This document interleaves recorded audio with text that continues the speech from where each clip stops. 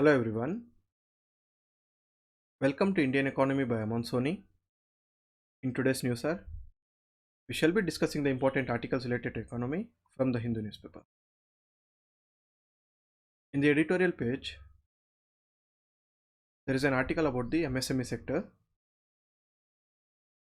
It discusses about the contribution of the MSME sector, its importance, various challenges faced by the MSME sectors, and two important suggestions which can improve the MSME sector. So, what is the role played by the MSME sector in the growth of the economy? We know that the MSMEs play a crucial role in the growth of the Indian economy because they play a significant role when it comes to providing employment in terms of the industrial output and in the contribution of GDP. Major number of informal workers are employed in the MSME sector, and in India informal workers make up major part of the workforce. But at the same time this sector faces various challenges, and the COVID-19 just aggravated all the challenges and it exposed the vulnerability of the particular sector. The sector faced various demand and supply shocks, and the sector is still struggling to come out of the challenges. Let's go into the details and see how the COVID pandemic has impacted the MSME sector. For the purpose, the authors took out a sample survey of around 225 firms located in the National Capital Region and Uttarakhand, and they have observed that for major part of the firms, the turnover has reduced.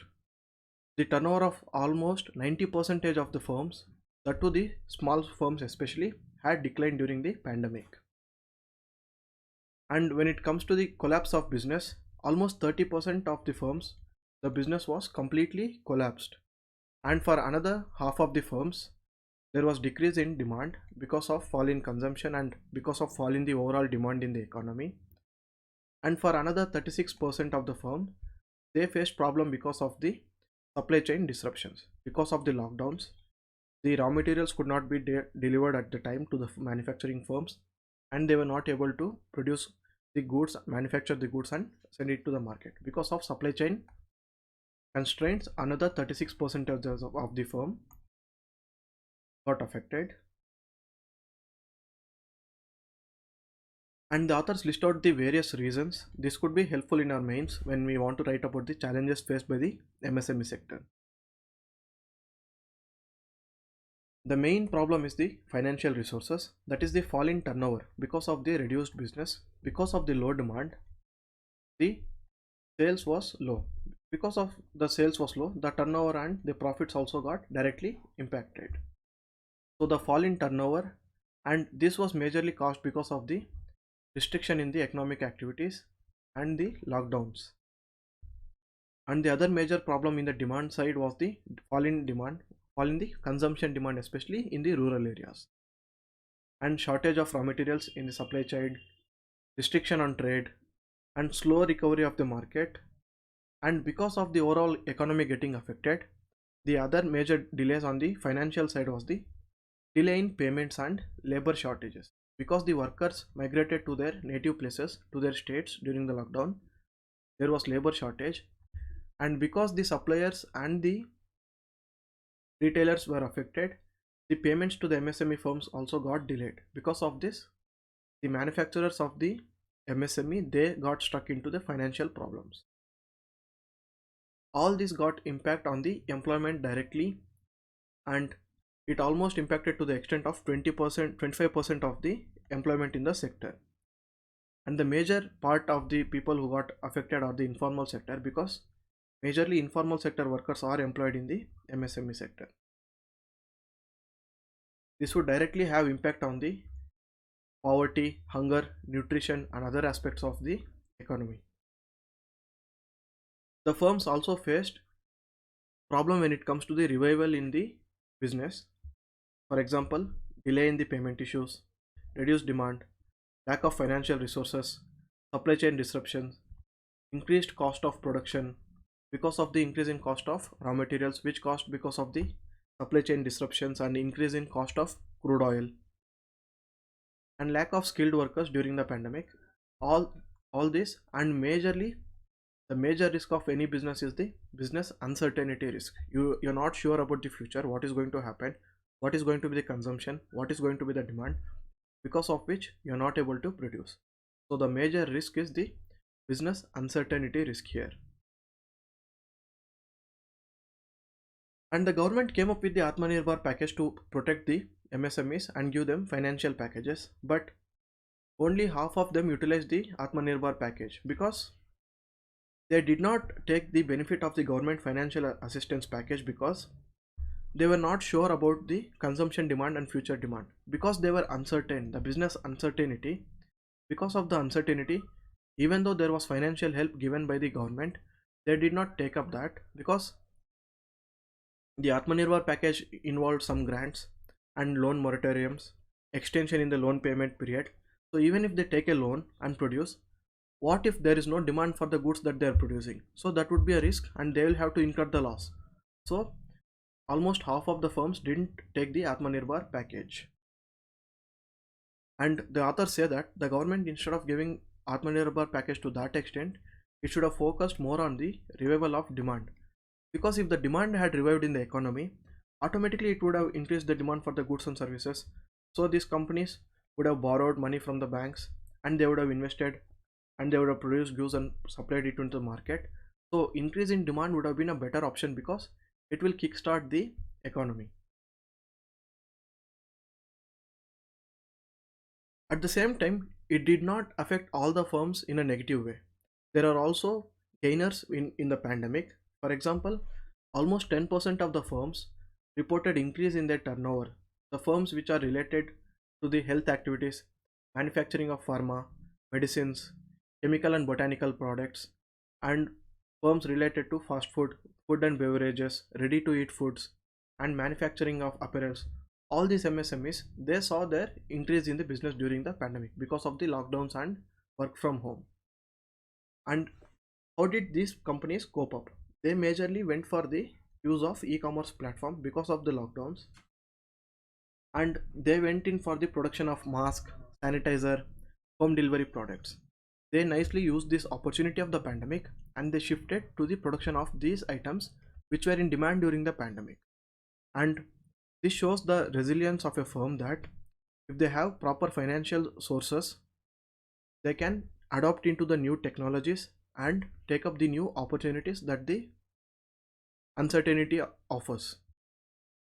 These people had the personal savings so they could invest into the production of mask, sanitizers, etc.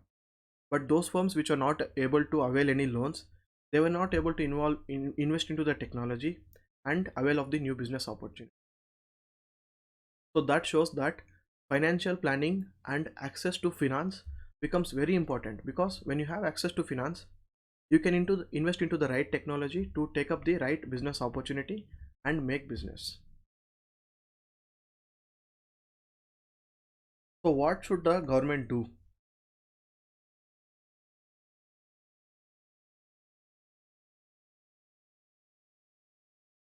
The major uncertainty is because of the lack of finance, that is during the economic shocks. When a thing like pandemic happens or a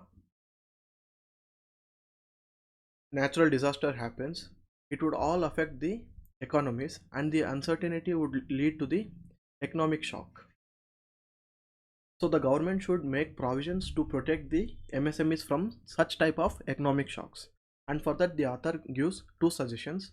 The first one is the provision of an emergency fund for the small businesses, similar to just like the public provident fund, wherein every month the employee and the employer contribute certain percentage of their salary to the PPF account and they can use the fund for certain expenses, and at the time of retirement they can use it for the retirement benefits. A similar uncertainty corpus for the small businesses fund should be opened, and these firms should be made contribute every month to that fund, and even the government should invest certain percentage of it. So just like the PPF, the government and the firm manufacturing firms here, they have to contribute to the uncertainty corpus fund, so that in the times of uncertainty, in the times of economic shock, These funds could be used to revive the business and invest into the technologies which are relevant for that particular time.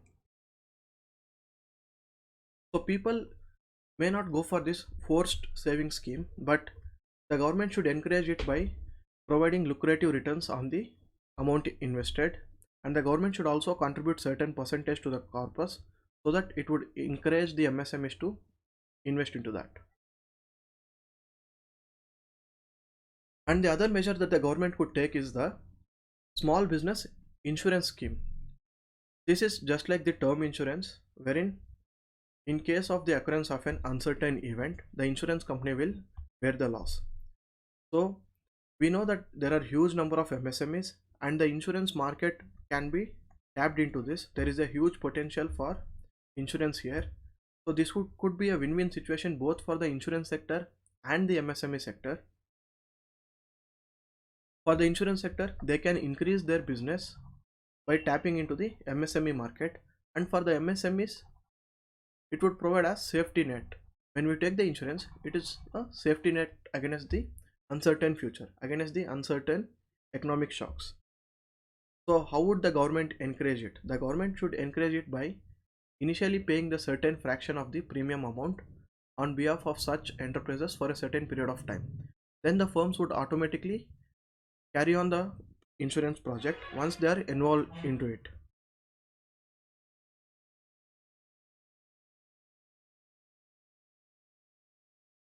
And the other measures that should be taken by the government are they should enable the small firms to meet the working capital requirements, because even though the firm has a very good product, even though the demand is going to be there in the future, if the firm is not able to produce the goods in the current because of the financial crunch, because of the lack of working capital, the firm would go into losses and it will be closed.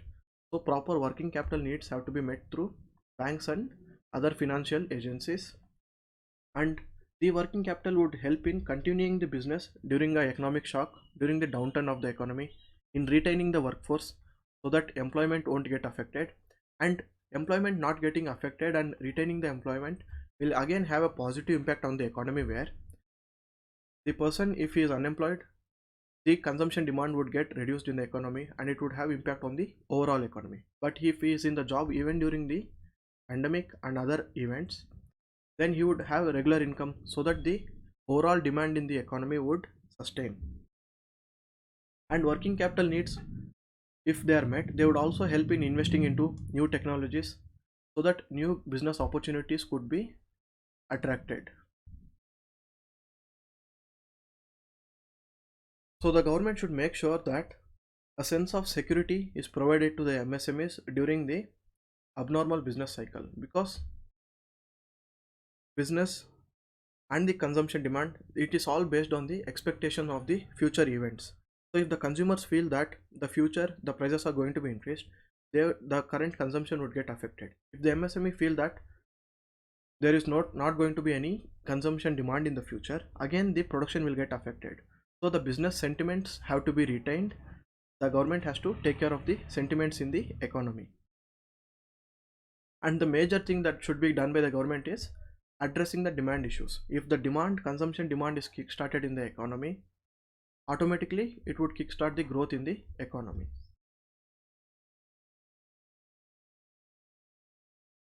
In the business page, there is an article about the spectrum price reduction. Previously, when the spectrum was put for auction, almost 4 lakh crore worth of spectrum was put for auction, and only 77,000 crore worth of spectrum was subscribed by the telecom companies.